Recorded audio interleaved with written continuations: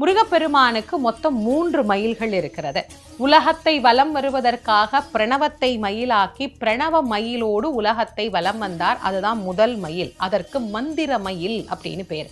சூரனை சம்ஹாரம் செய்வதற்கு புறப்பட்ட போது தேவேந்திரன் மயிலாக இருந்து முருகனை சுமந்தார். அது தேவமயில் அப்படின்னு பேரு.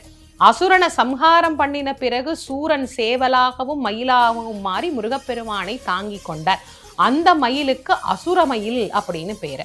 ஆக 3 மயில்ல ஏறி வரக்கூடியவர் முருகன். இது எல்லாத்துக்கும் மேல நம்முடைய மனதை முருகன் ஏறுவதற்கு தகுதியான மயிலாக நாம் மாற்றிக்கொண்டால் நம் மனத்தின் மீதும் அவன் எழுந்தருளி நமக்கு அருள் புரிவார். அதனால்தான் அருணகிரிநாதர் சொன்னார், ஏறுவதற்கு தகுதியுடைய மயிலாக என்னுடைய மனத்தை நீ மாற்றித் தருக, அதில் நீ விளையாடி அருளுக அப்படின்னு முருகப்பெருமான் கிட்ட விண்ணப்பம் செய்கிறார்.